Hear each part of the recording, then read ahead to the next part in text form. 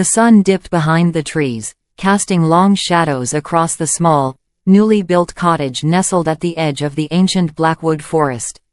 Emily and Jacob, newlyweds just 6 months into their marriage, had moved into this secluded home seeking a quiet life away from the chaos of the city.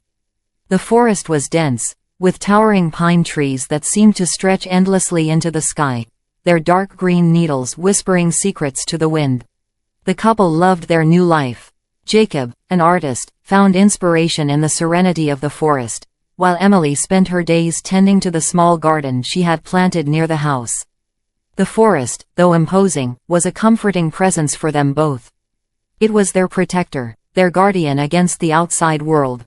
But as the days turned into weeks, Emily began to notice strange things. It started with small, barely perceptible occurrences: the odd creak of the floorboards at night, the fleeting shadows that seemed to dart just beyond the corner of her eye, and the unsettling feeling of being watched whenever she ventured too close to the forest's edge. One evening, as Jacob was out gathering firewood, Emily decided to explore deeper into the woods. She had always been curious about the tall, dark trees and the secrets they held. As she wandered deeper, she noticed that the air grew colder, and the forest grew eerily silent. The birds no longer sang, and even the wind seemed to hold its breath. It was then that she found it, a small, abandoned clearing with a crumbling stone altar at its center. The stones were old, covered in moss, and carved with strange symbols that Emily couldn't recognize. A chill ran down her spine as she approached the altar, an inexplicable sense of dread washing over her. She had the sudden urge to turn back, but something held her in place, compelling her to reach out and touch the stones. As her fingers brushed against the cold surface, a whispering voice filled her mind. It was soft, barely audible, but it sent a wave of terror through her. The words were ancient, their meaning lost to time, but the intent was clear. The voice was angry, vengeful, and filled with a deep, malevolent hatred. Emily pulled her hand away, stumbling back as the whispering grew louder, echoing in her mind. She turned and fled, running as fast as she could back to the cottage, her heart pounding in her chest. When she finally burst through the door, Jacob was there, his face etched with concern. "What happened?" he asked, rushing to her side.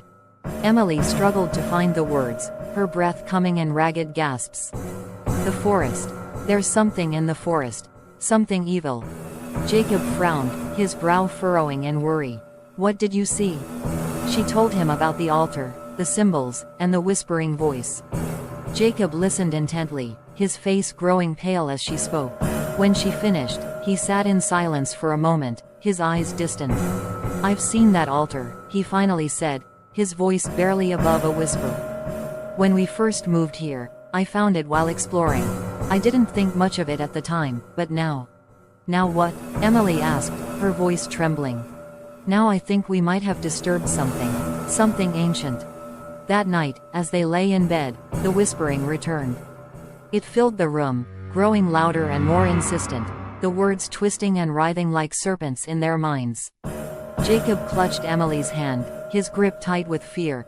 They could feel it, the presence in the room with them, watching, waiting. The next morning, they found the garden withered and dead, the plants blackened and shriveled as if drained of life. The forest seemed closer, the trees pressing in around the cottage, their branches scratching at the windows like skeletal fingers. Days turned into a nightmarish glow.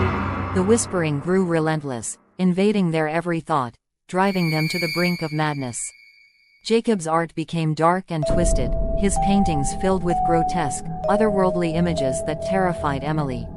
She could no longer sleep, her dreams plagued by visions of the altar and the malevolent force that dwelled within the forest. One night, the whispering reached a fever pitch. The walls of the cottage seemed to pulse with the sound, the air thick with the stench of decay. Emily and Jacob huddled together in the corner of their bedroom, the darkness pressing in around them. They knew, deep down, that there was no escape. Then, the door to the cottage creaked open. A figure stood in the doorway, its form obscured by shadows. It was tall, its eyes glowing with an unnatural light, and its mouth twisted into a cruel, mocking smile. The whispering stopped, replaced by a deafening silence. The figure stepped forward, its presence filling the room with an overwhelming sense of dread. Emily and Jacob could do nothing but stare, paralyzed with fear, as it reached out toward them. As the figure's hand touched Emily's face, a cold, piercing pain shot through her, and she screamed.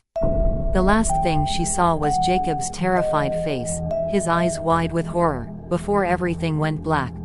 When the villagers found the cottage days later, they were met with a scene of unimaginable horror.